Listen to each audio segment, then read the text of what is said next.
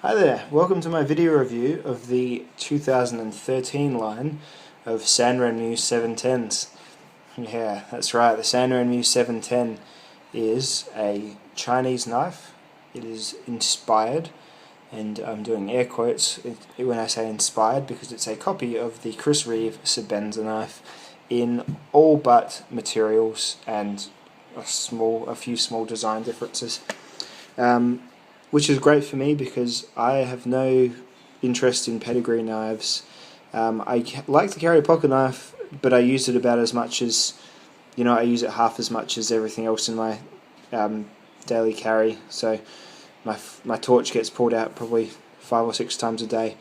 And when you've got a new knife, you want to use it on everything. But realistically, I might open a box or a bit of plastic packaging every so often with a knife, because when I go out bush I can use a Mora knife, I use a fixed blade knife. So a folding knife, the amount of times I use it and the amount of times I'm getting it out, I couldn't spend more than $30 or $40 on one happily, I don't think, unless they do other things. But this is a knife, like that's all it is. And I've been around Leathermans too long, I think, because when I hear people spending $190 on a single knife, I think, wow, for $190 you could get a Leatherman MUT, which has got a million tools on it, and it's amazing and it looks cool, and why wouldn't you do that? But I know I don't understand the knife thing just yet, but I'm sure with the amount of YouTube I've been watching lately, I'm sure I'll get into it. So this is my starting point, Sanrenmu 710. I know a little bit about steels. My usual steel that I'm cutting things with is a Leatherman Skeletal CX, which has 154 cm, which is a lot better steel than this. It's a stainless steel of far longer edge holding capabilities and things like that. This is an 8CR13 MOV, which is a very common Chinese steel. Common as in used widely, not as in common as in poor. It's a good steel that holds its edge, and actually for $12, which is what this knife is, it's a lot better than most of the 420 steels that you'll be getting in an average cheap pocket knife. So, the Chris Reeve Sebenza is crazy CPM S35 vanadium, some mental steel that you could cut other steels with probably, whereas this is a very budget version made of budget materials. Okay, so it's a thumb stud opened. It opens very smoothly, but only when someone who is smooth themselves is opening it, and I'm not a very smooth dude. You can give it a bit of a flick. Oh, there you go. There we are. And it's got a drop point design of a blade with a length of about 6.5 centimeters. Comes to a nice finish before the handle, so you can sharpen it the whole way. And it came out the box really, really sharp. In fact, it came as sharp as my Skeletal CX did. Very sharp, cuts very well. It's got a little Sanrenmu insignia just there, and it's got some sort of patent number there.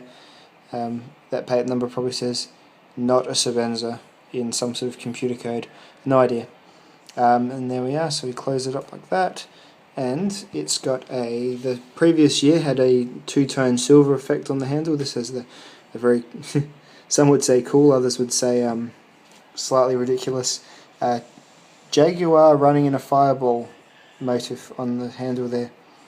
But the rest of the handle looks really good. It's just nice brushed stainless steel. It's apparently it's the osate that the blade's made of as well, which is, I guess, cool, but it's heavy. It's a heavier knife. The Sebenza itself would probably weigh half of this. It's got a pocket clip which can't be moved. It's definitely not going anywhere though. Look at that. It's got like 6 screws in it. And by 6 I mean 3, of course. Hyperbole. Anyway, it's a frame lock design, so as you'll see, the knife opens out. Focus.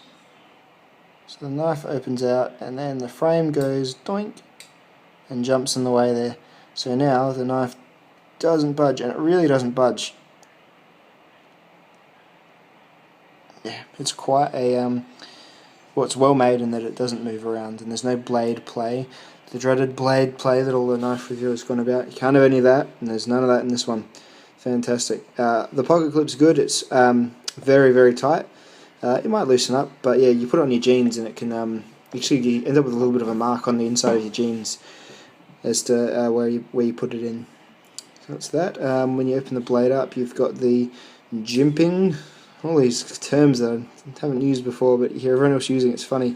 Jimping on the back of the blade, so you can jimp with the knife. No, I'm not that silly. It's so you can grip and do some detail work. Another one of these things that everyone says, detail work and fine work with that great tip. All these things are true, but it's funny. I just sound like a walking, talking knife review cliche. Apart from that, all I've left to do is to bemoan the lack of tip up carry, but I don't really care about tip up or down because I fumble out, get it out of my pocket, fumble with it a bit, open it up. I'm not a graceful person and I'm not likely to get into a knife fight, so I don't really need to have it in the instant, I'm sure, unless the box is attacking me or something.